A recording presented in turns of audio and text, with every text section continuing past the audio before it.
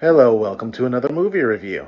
Today we are going to go through and discuss Godzilla Minus One, which makes zero Godzillas, oddly enough. But I went into this movie knowing that this movie was made in Japan, which most other Godzilla movies are made in Japan. That's where Godzilla hails from, is from the Japanese market. So I knew that going in and knew that, there's going to be English subtitles because all the actors are Japanese actors and the main language was going to be in Japanese.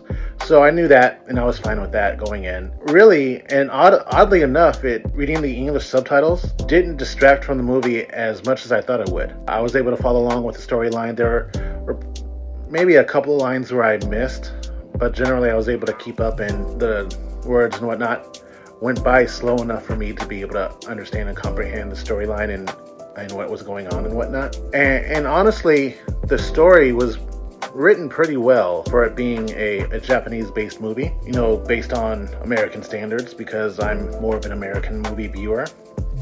So I enjoyed the way the story was. The CGI and the graphics and whatnot were done very well. The way they made Godzilla look in this movie, I sat in the theater and I was just in awe, and it was just like, wow, this would be really scary if this was real.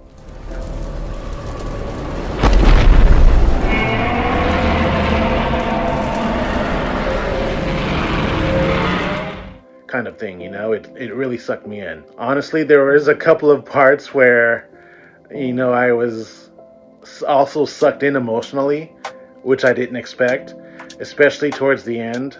There was a very emotional moment at the end with two of the characters, and it's just like, I did not expect myself to be that emotionally attached to the characters by that time of the movie, but it did a really good job. The performances were really good. Some of the stuff that they did were over the top, and if you're familiar with Japanese film or even with like Japanese anime and whatnot, that's what you get with some of the Japanese performances. So, I get it from that aspect of it. So some of it was a little bit over the top, but again, it didn't really much distract from the movie itself. So it was fine. I wouldn't necessarily see that as a negative, because that's just, how they are in terms of the content that they make. What else can I say about this movie? Of course, they have a happy ending, but of course, Godzilla's still alive, whatever. But there's a lot of good to say. I don't really necessarily have anything negative to say about the movie, other than just, it is. I don't want to necessarily say a typical Japanese movie, but it does fall in line with what is known for in terms of their movie making.